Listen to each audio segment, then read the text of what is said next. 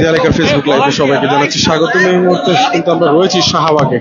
কিন্তু শাহবাগ আবার উত্তাল হয়ে পড়েছে এবং আমরা দেখতে পাচ্ছি যে এই মুহূর্তে কিন্তু ডাক্তাররা, যারা ইন্টার্ন ডাক্তাররা রয়েছেন, তারা কিন্তু তাদের এক দফা এক দাবি নিয়ে কিন্তু শাহবাগে অবস্থান করছেন। এবং আমরা কিছুদিন আগেও দেখেছি যে এই ডাক্তাররা কিন্তু শাহবাগে অবস্থান করে কিন্তু পরবর্তী সচিবালয়ে একটি বৈঠকের পর কিন্তু তারা এখান থেকে তাদের যে অবরোধ ছিল সেটি কিন্তু প্রত্যাহার করে এবং ঠিক আজকে আবারও তারা কিন্তু শাহবাগে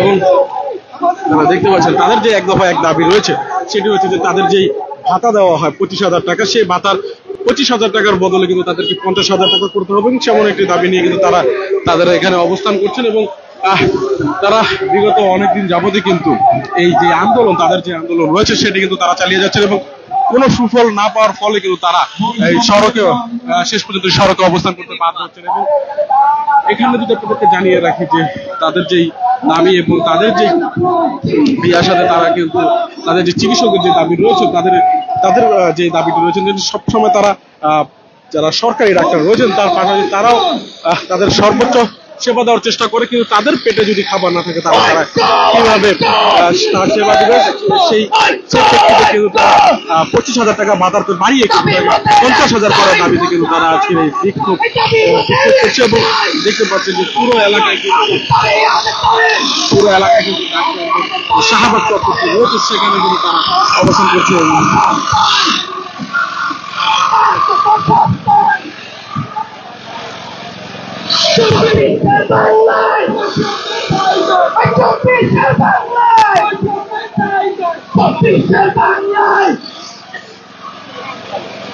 আমরা যদি আপনাদেরকে দেখানোর চেষ্টা করি পুরো শাহবাগের যে সড়কটি রয়েছে, ঢাকা বিশ্ববিদ্যালয় যাওয়ার সড়কটি থেকে শুরু করে সায়েন্স ল্যাবের দিকে যাওয়ার দিকে, মানে যে সড়কটি রয়েছে কারণ বাজারের দিকে যাওয়ার দিকে যে সড়কটি রয়েছে সেই সড়ক অবরোধ করে তারা তাদের যে বিক্ষোভ তাদের যে দাবি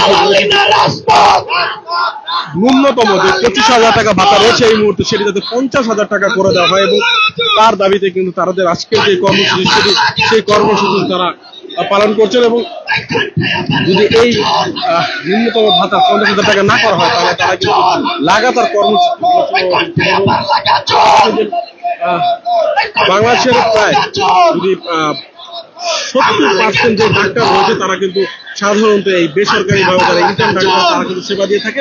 সেই প্রেক্ষিতে যে স্বাস্থ্যগত বড় ধরনের একটি ধাক্কা আসতে পারে এবং রোগীদের যে সেবা বিফলে যেতে পারে সেটি কিন্তু বড় ধরনের এখন একটি চিন্তার ভাবনা তাদের থেকে পক্ষ থেকে কিন্তু ইতিমধ্যে যে সচিবালয়ের যেই একটি টিম, সেই টিম কিন্তু পৌঁছেছেন এবং তাদের থেকে কিন্তু যে কি বৈঠক সেটি হওয়ার কথা এবং বৈঠকের পর কিন্তু তারা এখানে তাদের পরবর্তী কর্মসূচি যেটি রয়েছে সেটি কিন্তু তারা প্রদান করবে। আমরা একজন ডাক্তারের সাথে কথা বলার চেষ্টা করবো।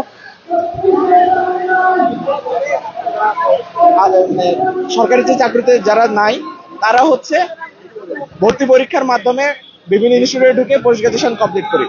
তো আমাদের যে দাবি সেই দাবিটা হচ্ছে গত 2 বছর যাবৎ আমাদের যে আমরা পোস্ট গ্রাজুয়েট চিকিৎসক আছি তারা আমাদের প্রথম অবস্থায় আমাদের এই ভাতাটা ছিল মাত্র, প্রথম অবস্থায় আমাদের কোনো ভাতা ছিল না, তারপরে এই ভাতা হয় 10,000, পরবর্তীতে এই ভাতা 20,000 এবং পরবর্তীতে 25,000-এ কনভার্ট করা হয়। তো আমাদের যে বর্তমানে মূল্যস্ফীতি এবং বর্তমানে যে বাজার দর তাতে এই 25,000-এ একজন ট্রেনি চিকিৎসক যার একটা ফ্যামিলি আছে, সেই ফ্যামিলিতে তার স্ত্রী আছে, তার সন্তান আছে এবং তার বাবা মা আছে, সেই সংসার এই বর্তমান দ্রব্যস্ফীতির যুগে এই 25,000-এর যে আমাদের ভাতা, প্রতি মাসে ভাতা, সেই ভাতার মাধ্যমে নির্বাহ করা অনেকটা কঠিন হয়ে যায়। যেখানে সে মানে তার স্বপ্ন দেখার কথা, সে একজন গবেষণা করার কথা, যে সে একজন বিশেষজ্ঞ চিকিৎসক হবে, সে অবস্থায় তাকে চিন্তা করতে হয় সে কিভাবে সংসার চালাবে। তো এই দেশে আপনাদের আরেকটি ইনফরমেশন দিয়ে রাখি, এই দেশে ট্রেনি যারা পোস্ট গ্রাজুয়েশন করছেন তার সিংহভাগই হচ্ছে প্রাইভেট ট্রেনি চিকিৎসক, খুব মুষ্টিমেয় কিছু অংশ গভর্নমেন্ট চিকিৎসক, ঠিক আছে। তো এই লার্জ একটা অ্যামাউন্ট, এই অ্যামাউন্ট সবসময় চিন্তিত থাকে যে তারা কিভাবে তাদের সংসার চালাবে।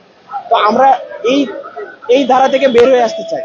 আমরা চাই আমরা সুষ্ঠুভাবে আমরা বিশেষজ্ঞ হয়ে এই দেশের সেবা করতে, কিন্তু গভর্নমেন্ট থেকে বারবার আমাদেরকে যখনই আমরা আন্দোলন করি আমাদের বিভিন্নভাবে আশ্বাস দেওয়া হয়, বিভিন্নভাবে ঘোরানো হয়, কিন্তু আমরা যে সম্মান বা যে মর্যাদা বা যে পরিমাণ ভাতা আমরা এক্সপেক্ট করি এবং যেটা দরকার আমাদের এই সময়ে আমাদের জীবিকা নির্বাহের জন্য সেটা আমরা পাচ্ছি না। তো আমাদের এই আন্দোলনটা গত 2 বছর যাবত চলছে। তো প্রথম অবস্থায় গত বছর স্বৈরাচারী সরকারের সময় আমাদের উপরে অনেক দমন নিপীড়ন হয়। আপনারা খেয়াল করবেন এই জায়গায় আমার মনে আছে পুলিশের হাতে খুব মারাত্মকভাবে আমাদের 2 আপু আহত হয়। তারপরে আমরা রাজপথ তাও সেদিন ছাড়ি না, সন্ধ্যা পর্যন্ত আন্দোলন করি। সেই আন্দোলনের পরিপ্রেক্ষিতে আমাদের 5,000 টাকা বাড়ানো হয় এবং আমাদের ভাতা দাঁড়ায় 25,000 টাকা। তারপর জুলাই আগস্টের বিপ্লবে আমাদের আশ্বাস দেওয়া হয় যে আমাদের এটা বাড়ানো হবে এবং এটা হচ্ছে আমাদের যে ভাইরা গভর্নমেন্ট ভাইরা আছেন নবম গ্রেডের ওনাদের সমান সুযোগ সুবিধা সম্পন্ন। আমরা তো দুজনাই একই ক্যাটাগরিতে কাজ করি, ঠিক আছে? ওনাদের বিশেষ আছে, আমরা প্রাইভেট নিই। আমাদের নবম গ্রেড সমান সম্পন্ন অথবা আমাদের 50,000 ভাতা যে কোনো একটা তারা করে দিবে। এবং শুনছিলেন যে একজন ডাক্তার তিনি কিন্তু তাদের যে দাবি এবং যেই দাবিগুলো রয়েছে সেটি কিন্তু তারা প্রদান করছে। এবং আপনাদের যদি জানিয়ে রাখি যে একটু পাশে কিন্তু দেখতে পাচ্ছেন এই শাহবাগে ডাক্তারদের যে কর্মসূচি রয়েছে সেই কর্মসূচিকে ঘিরে কিন্তু আইন শৃঙ্খলা বাহিনীরা কিন্তু তৎপর রয়েছেন যাতে কোনো রকম জনসাধারণের এবং বড় ধরনের কোনো ক্ষয়ক্ষতি না হয় সেদিকে তারা খেয়াল রাখছেন। এবং এখানে কিন্তু যে আইন শৃঙ্খলা বাহিনীর একটি নিরাপত্তা সেই নিরাপত্তাও কিন্তু জোরদার ইতিমধ্যে করা হয়েছে। এবং ডাক্তারদের যেই দাবি রয়েছে সেই দাবির প্রেক্ষিতে পরবর্তীতে যেই সচিবালয় থেকে যে এবং তাদের যে দাবি না হলে তারা পরবর্তী প্রজ্ঞাপন আকার যদি কোনো তাদের দাবিকে গ্রহণযোগ্যতা না করা হয় এরপর কিন্তু তারা বড় ধরনের কর্মসূচি দেবেন এমন কিন্তু একটি ঘোষণাও রয়েছে।